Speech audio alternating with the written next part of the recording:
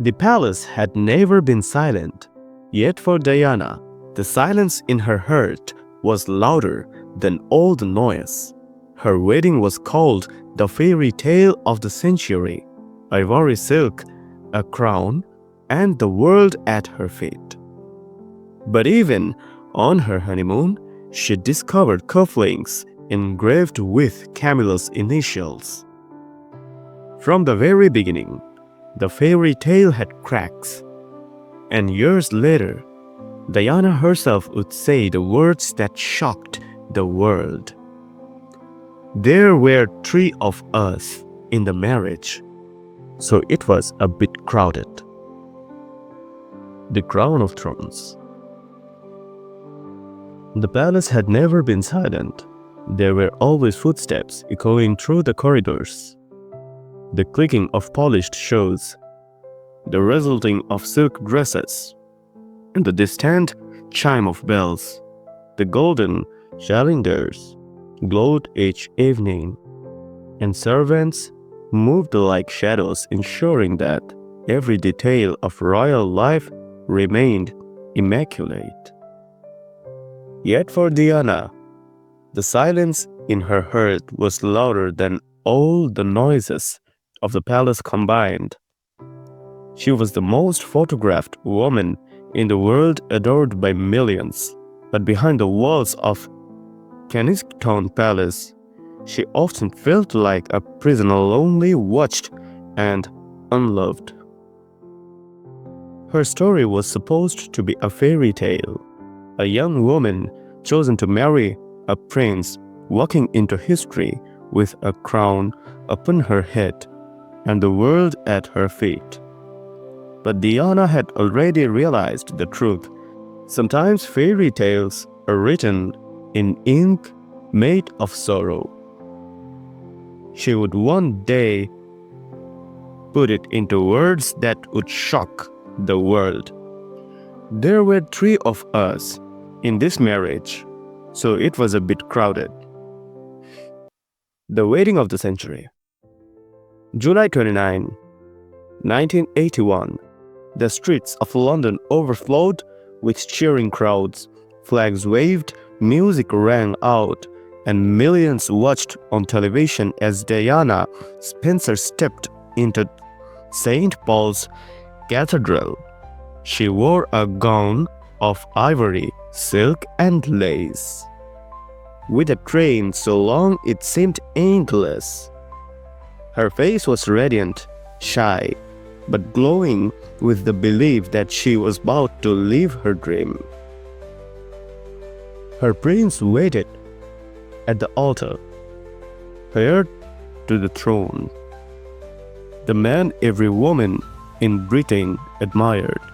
As they exchanged vows, Diana felt a wave of nervous joy. She was just 20 years old, and already the world was calling her Her Royal Highness. To everyone watching, it was the perfect fairy tale.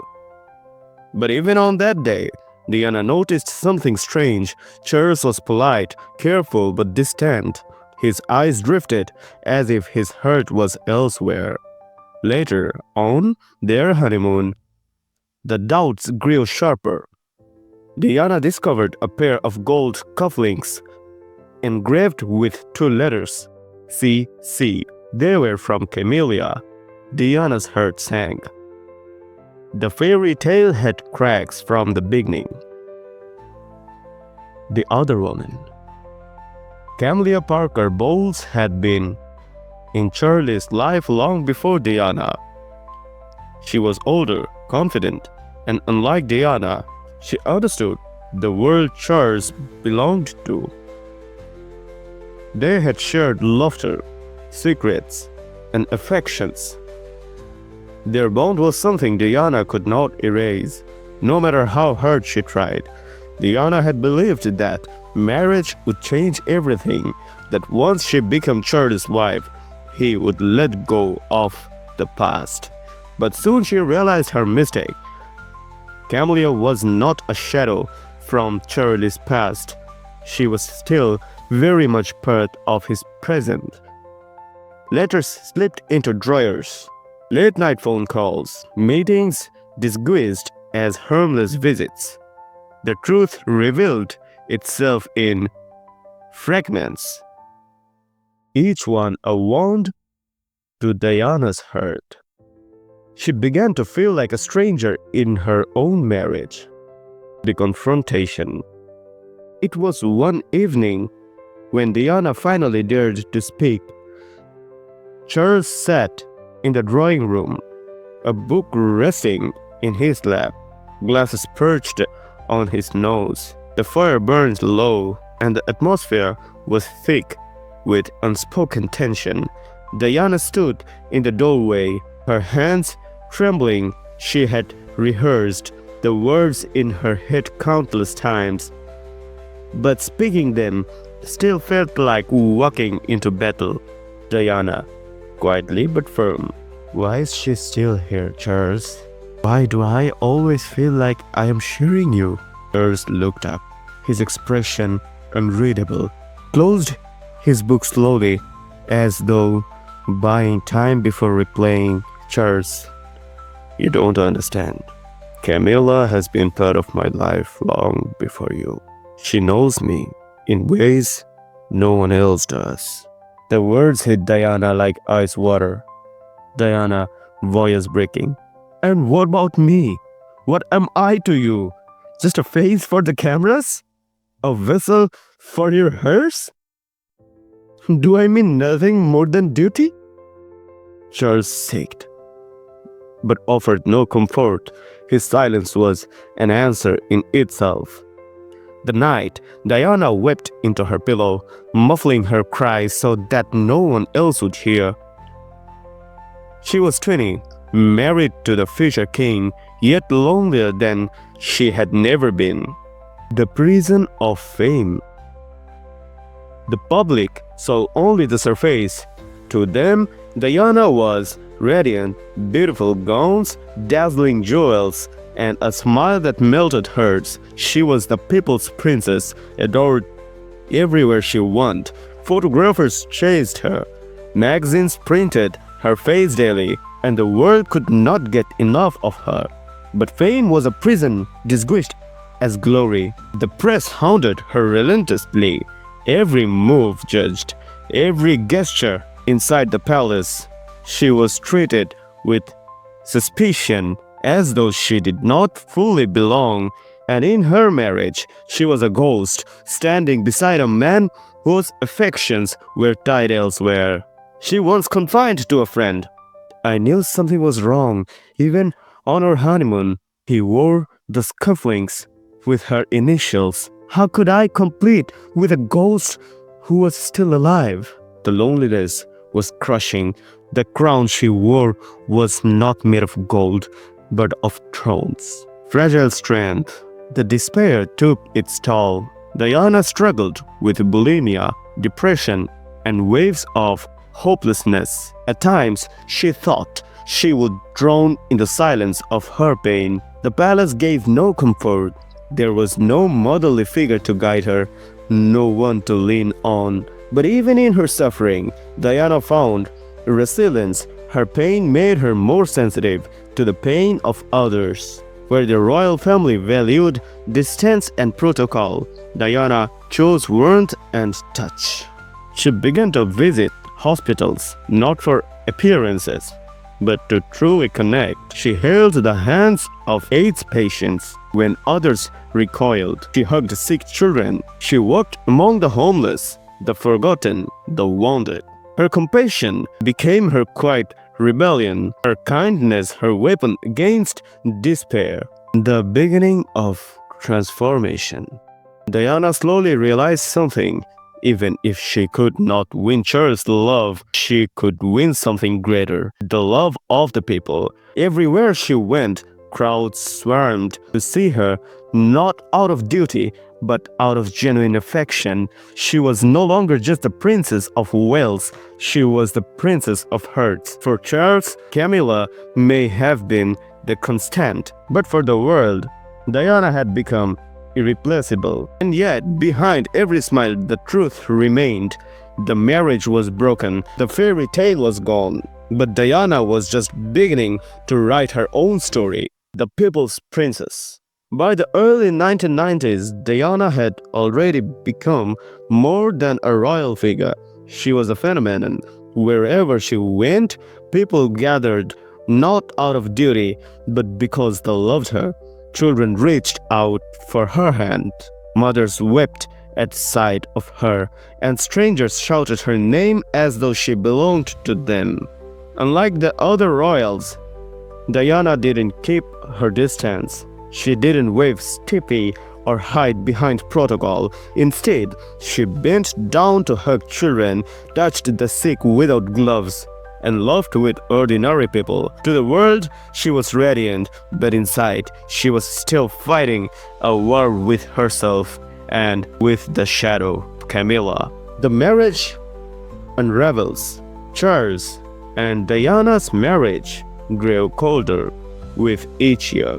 They tried for appearances, but even the public began to sense the cracks. Rumors of affairs circled endlessly, and the press fed hungrily on every whisper. One evening, Diana confronted Camilla directly at a birthday party. Surrounded by the glittering crowd of the elite, Diana slipped into the room where Camilla sat with a small group. The music and laughter from the main hall echoed faintly. But in that room, the tension was sharp. Diana, calm but trembling. Camilla, I know what's going on between you and Charles.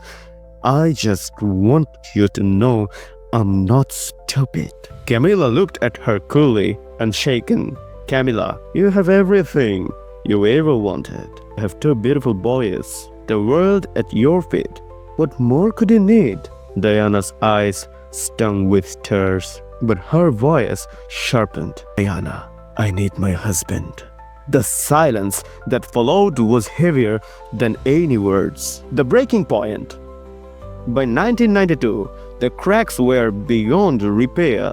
Charles and Diana officially separated, though they remained legally married. The tabloids grew more vicious than ever, following Diana everywhere, desperate for pictures of her alone, vulnerable, or with someone new. The palace, meanwhile, tried to contain her, to control her narrative, but Diana was no longer willing to be silent. Her despair turned into determination. She decided if she could not control her marriage, she would control her story. The interview.